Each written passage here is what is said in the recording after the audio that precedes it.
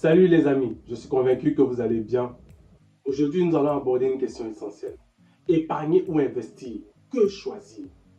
C'est une question que beaucoup se posent, qu'on soit à Abidjan, à Paris, à Londres, à Johannesburg, à Dakar, à Yaoundé, à Douala. Que choisir? Pour pouvoir répondre à cette question, il faut déjà comprendre ce que c'est que l'épargne, ce que c'est que l'investissement. Alors, qu'est-ce que c'est que l'épargne? L'épargne, pour faire simple, c'est une somme d'argent qu'on met de côté pour atteindre un objectif. On peut choisir d'épargner pour l'étude de ses enfants, pour acheter une maison, acheter une voiture, préparer sa retraite. Pourquoi c'est important d'épargner? C'est important d'épargner parce que épargner sert à faire face aux imprévus de la vie. Épargner sert à réaliser ses projets. Alors dans les projets, on peut choisir d'entreprendre, on peut choisir d'investir, on peut choisir d'aller en vacances. On peut faire plein de choses avec l'épargne. Épargner aussi sert à transmettre un capital à ses héritiers. C'est vrai, beaucoup de personnes se basent sur certains propos de l'illustre Robert Kiyosaki, un auteur à succès, de père riche, père pauvre, un fondateur, un pionnier de l'éducation financière, qui a dit en son temps, les épargnants sont des losers. Sauf que dans l'explication qu'il a donnée, il parlait des personnes qui épargnaient, on va dire à l'excès, qui mettaient leur argent en banque, qui laissaient dormir leur argent sans pouvoir l'exploiter, sans chercher même à le fructifier, à le multiplier, sans chercher à faire travailler cet argent. Épargner présente des avantages.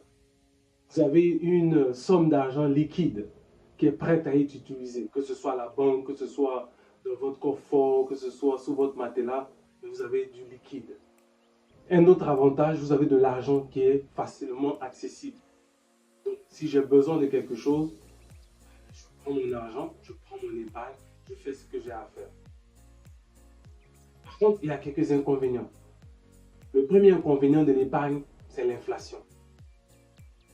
Pour faire simple, aujourd'hui j'ai 100 francs ou 100 euros.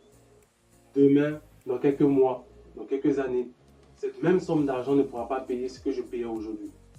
Donc l'argent va perdre sa valeur. Si aujourd'hui j'ai de l'argent dans mon compte épargne qui dort sans que je n'utilise, cette même somme d'argent qui pouvait acheter certaines choses maintenant, dans quelques mois, dans quelques années, ne pourra pas faire cela.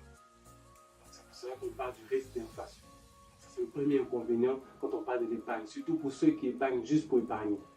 Un autre inconvénient, vu que l'épargne est accessible, elle est souvent en liquide, ce qui va se passer, c'est qu'on va piocher dans cet argent. Donc on aura du mal à se discipliner. Dès qu'il y a un petit souci, dès qu'il y a quelqu'un qui nous demande quelque chose, un service, une sollicitation, on va, on pioche, on pioche, on pioche et à un moment donné, cette épargne finit. Autre inconvénient, c'est que très souvent l'épargne, surtout l'épargne en banque, généralement les taux sont relativement faibles. Donc en France, jusqu'à récemment, on était, je crois, 2% de rendement par rapport à ce que vous mettez. Donc ça veut dire que vous mettez de l'argent de côté, à la fin de l'année, on rajoute plus 2%. C'est relativement faible. Donc voici les avantages et les inconvénients de l'épargne. Qu'est-ce que c'est que l'investissement? Investir, c'est mettre de l'argent dans une activité afin d'obtenir des gains. Donc c'est fructifier son argent, chercher à le multiplier. Vous voyez déjà une certaine différence. Quand j'épargne, je mets de l'argent de côté pour atteindre certains objectifs. Et quand j'investis, je prends l'argent que j'ai déjà pour pouvoir le mettre dans une activité, pour pouvoir le fructifier, pour obtenir des gains financiers en retour. Au niveau même déjà de la définition, il y a une différence. Nous avons plusieurs types d'investissements. Vous pouvez investir dans l'immobilier. Donc on parle d'investissement souvent locatif. Donc, vous prenez soit une maison, un appartement, et vous le mettez en location, vous percevez un loyer.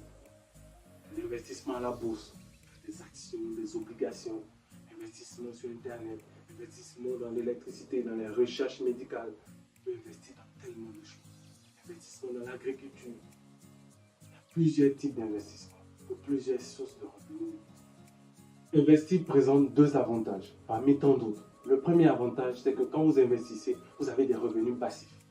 Donc, ça veut dire que vous mettez de l'argent dans des activités qui doivent être rentables qui vont faire rentrer de l'argent dans votre poche. Donc, vous avez des revenus passifs. Deuxième avantage d'investir, c'est que les rendements, les taux de rendement sont élevés. Donc, tout à l'heure, je donnais l'exemple de la France, je disais, bon, quand tu mets de l'argent, quand tu épargnes ton argent, surtout quand tu le mets à la banque, tu as un rendement, un taux de 2%. Quand on parle d'investissement, on peut commencer à 7%, 8%, et voire même plus. Ça dépend quand on parle en termes d'investissement, on parle du véhicule d'investissement. Ça dépend de ce dans quoi vous investissez. Bien sûr qu'investir présente également des inconvénients. Le premier inconvénient de l'investissement, c'est le risque. Il n'y a pas d'investissement sans risque. Tout ce que vous pouvez faire, c'est de limiter le risque. Mais il n'y a pas de risque zéro. Dès le moment où vous êtes prêt à investir, vous devez savoir que vous devez aussi accepter de prendre les risques qui vont avec. Après, tout dépendra de votre profil. Peut-être que vous avez un profil qui a tendance à aimer prendre des risques, un profil qui est peut-être plutôt modéré, ou un profil qui ne veut pas du tout prendre de risques. Tout dépend de votre profil. Le deuxième inconvénient quand on cherche à investir, c'est de comprendre ce dans quoi on investit. Très souvent, ce qui va se passer, toutes ces arnaques que l'on voit, que ce soit sur Internet ou que ce soit dans plusieurs activités, ce qui se passe, c'est que les gens ne sont pas informés sur ce dans quoi ils veulent investir. Vous voulez investir dans l'immobilier, vous voulez investir dans les taxis, vous voulez investir dans les VTC, vous voulez investir, je ne sais pas, dans l'agriculture. Prenez le temps de vous informer, voire même de vous former. Très peu le font, très peu se renseignent. Ah oui, tel m'a dit que ça donne, donc je mets mon argent dedans. Ah, mon ami a dit que, ah, mon oncle a dit que, ah, mais tel ami, c'est toujours un tel m'a dit que, m'a dit que, m'a dit que. Donc, quand on cherche à investir, c'est pas comme ça. Quand on cherche à investir, vous le verrez sur ma chaîne, j'ai déjà fait plusieurs vidéos là-dessus. Il y a plusieurs questions qu'il faut se poser. Pourquoi je veux investir? Pourquoi je veux investir? Sur combien de temps je veux récupérer mon argent? J'ai combien pour investir? Est-ce que j'ai toutes les informations nécessaires pour pouvoir me lancer dans ce dans quoi je veux investir mon argent? Est-ce que c'est une activité rentable? Bref. Alors, quelqu'un va se dire, oui, tout ça c'est bien beau. L'investissement c'est ceci, épargner c'est ceci. Qu'est-ce qu'on choisit? En ce qui me concerne, je vous dirais, tout dépend de vous. Tout dépend de vos objectifs. Objectifs personnels, objectifs financiers, que ce soit à court terme, à long terme, à moyen terme, tout dépend de vous. Tout dépend de votre situation financière actuelle. Est-ce que vous êtes, comme on dit, un debout? Donc, est-ce que vous avez une bonne situation financière? Vous avez de l'argent? Est-ce que vous êtes plutôt endetté? Quelle est votre tolérance au risque? Donc, voici trois facteurs à prendre en compte. Vos objectifs, votre tolérance au risque et votre situation financière actuelle. Lorsqu'on prend en compte ces trois facteurs, alors je vous dirais, on épargne pour investir. Maintenant, vous pouvez vous retrouver dans une situation où aujourd'hui, vous avez suffisamment épargné, vous êtes plus sur le point d'investir. Comme vous pouvez vous retrouver dans une situation où vous avez vraiment besoin d'épargner et ce n'est pas encore le moment d'investir. Donc, à la question épargner ou investir, que choisir, je vous dirais, combinez les deux. Épargnez pour investir. Épargnez, mettez de l'argent de côté. Investissez, prenez une partie de cet argent que vous avez épargné pour le mettre dans une activité rentable qui va vous faire fructifier votre argent, qui va vous faire avoir des gains financiers. En résumé, s'il y a quelque chose que vous devez retenir de cette vidéo, épargner ou investir, que choisir? Combinez les deux. Épargner présente des avantages comme des inconvénients. Investir présente des avantages comme des inconvénients.